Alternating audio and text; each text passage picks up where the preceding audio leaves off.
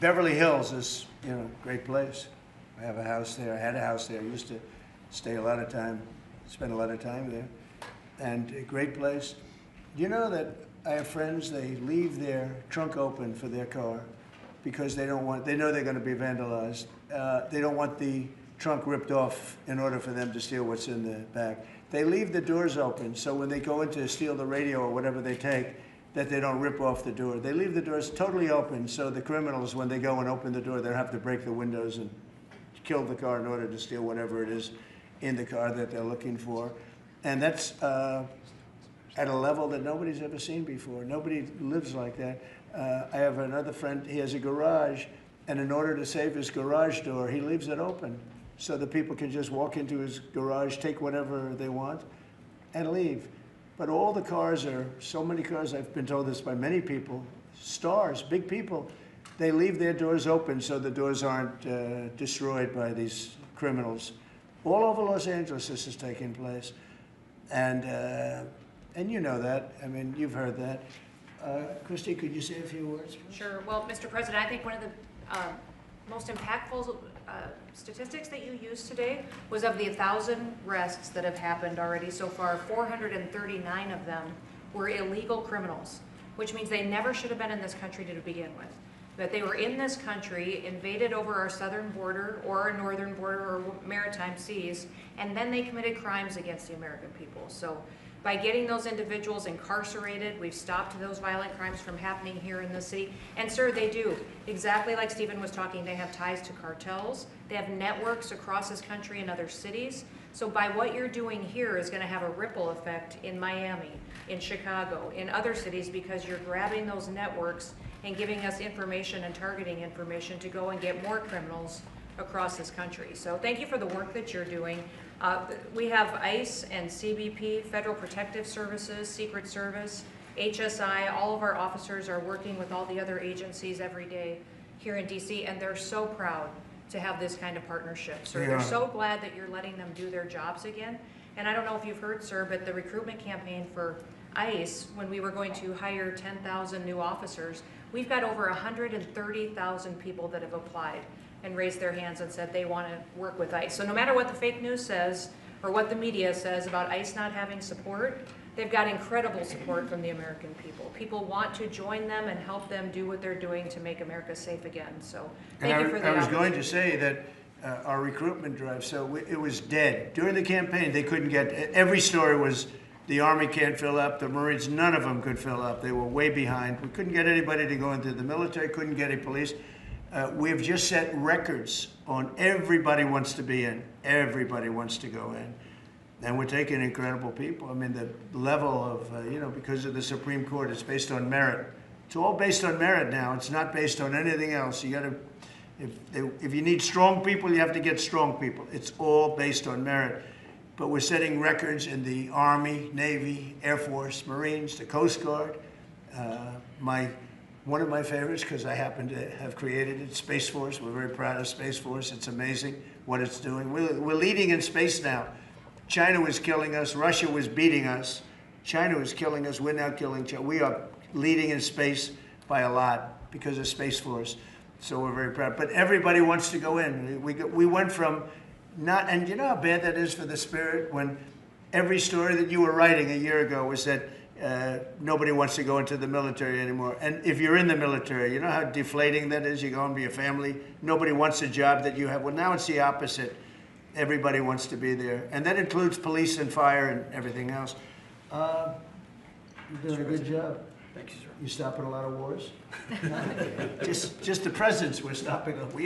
We've stopped 7 wars, and really the number is actually 10. We're not including a couple, and we're not including in there what we did with Iran, stopping their nuclear play. They would have had within a month or two, they would have had a nice big nuclear weapon to use.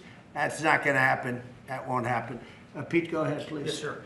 Well, Mr. President, thank you very much for your leadership, and the Defense Department is proud to be a part of this task force. Just like we have been down at the southwest border, where crossings are at 0, we've got national defense areas where we're working with Border Patrol to secure the southern border for the American people. Just like Los Angeles, where ICE officers deserve to do their job without being attacked, we're really proud to be a part of defending the nation's capital and ensuring it is safe and beautiful and working with law enforcement. And Mr. President, let me tell you, the morale of the troops, getting out there talking to them, they love this mission. They're grateful to be doing it, whether they're DC National Guard or other state National Guards. And at your direction as well, sir, it's just common sense to make sure they're armed as well. And so we're rolling out ensuring they're armed, capable of defending themselves and others if need be, supporting law enforcement, and we're proud to be there, sir. Well, look at the mission you just accomplished with Iran. 36 hours back and forth, flawless. Every bomb hit its target. They went right down those chutes, dark at night, no moon, no nothing. Every target, every bomb went right down. They have a chute that goes right down deep into the mountain. And they shouldn't have put ventilation in, I can tell you, because we use that for our advantage. But what they did, and we had the pilots and even the people that took care of the planes, we had a whole group of people at the White House a couple of weeks ago. And you know, I didn't realize this, but they said, we've been looking at their predecessors, and then these were the pilots. They said, we gave them beautiful medals. And I'll show you the medal. Gave them a medal just like this.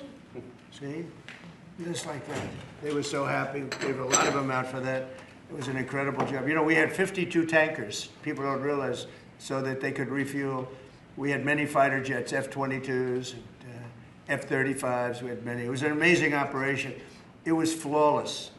Compare that to the operation when they went in with the helicopters crashing and everyone running around the desert, and the prisoners being taken. And that was Jimmy Carter. And what a horrible thing.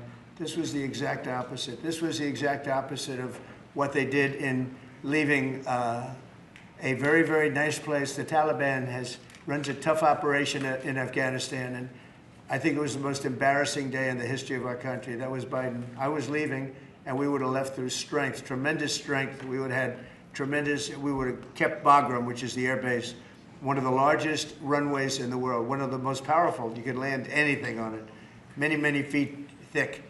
You don't build them that way anymore. You can't. But we left it, and now China's occupying that air base. This was the most incompetent administration in history, the Biden administration. And you're just lucky that they lost, because if they won, you wouldn't have a country anymore. And so, Pete, you started up by saying the Department of Defense. And somehow it didn't sound good to me. You know, it didn't sound good. Defense, what are we defense? Why are we defense? So it used to be called the Department of War. And it had a stronger sound. And as you know, we won World War I, we won World War II, we won everything. Now we have a Department of Defense. We're defenders. I don't know. If you people want to, standing behind me, if you take a little vote, if you want to change it back to what it was when we used to win wars all the time, that's okay with me. All right? That's coming soon, sir. You let me know if you want to do it. I think Department of War. It just sounded bad. He said, sir, on behalf of the Department of Defense. Defense. I don't want to be defense only. We want defense, but we want offense too, if that's okay. So you'll make a decision. But you know, as Department of War, we won everything. We won everything. And I think we're going to have to go back to that. In the meantime, I've stopped all of these wars. I've stopped them. A big one would have been India and Pakistan. But we stopped them all. We stopped 3 wars. Go to Africa. They like to say, oh, you know, I love black people. And I did great with the vote with the black people. But they say, he's a racist, he's a racist. I said, really? For 35 years, a war raged between Rwanda and the Republic of the Congo. And it was a vicious war. 9 million people were killed with machetes, largely. Hatchets, machetes. That went on for more than 30 years, but 34, 35 years. And I stopped it. In fact, the presidents are coming in a week or two to sign we have the foreign ministers, it's all signed, the war stopped. But I got it stopped and saved a lot of lives. The Congo. It's deepest, darkest Africa. I got that war stopped. Nobody else could have done that. We did a lot of jobs. We did a lot of wars were stopped that nobody thought would even be possible. And I'll tell you what, the war with India and Pakistan, that was the next level. That was going to be a nuclear war. They already shot down 7 jets. That was raging. And I said, you guys want to do trade? We're not doing any trade. We're not doing anything with you if you keep fighting. You got 24 hours to settle it. They said, well, there's no more war going. And I used that on numerous occasions, trade. I used trade, I used whatever you had to use. But we got 7 of them stopped. And the one I thought would be easiest, frankly, was going to be Russia and Ukraine. But that turns out to be some big personality conflicts. It's one of those things. But we're going to get that stopped eventually. We're going to get that stopped too. 7,000 soldiers died last week. Think of that, 7,000. I usually say 5,000, but 7,221 soldiers died last week in the fight between Ukraine and Russia. And they're not our soldiers, but they're souls. They're living souls, and they leave their homes, and they wave to their parents, and their parents are so proud as they leave in a beautiful uniform, and a week later they get their head blown off by a drone. New form of military. It's a whole new form of fighting. So I would just like to thank the people that are behind me. Thank you very much. You've done a fantastic job. I appreciate it very much. We're doing a real job, and I'm so proud of DC. I passed it 2 days ago, and all the garbage is off the streets. It's terrible. I came in a month and a half ago. I'm driving down, and I see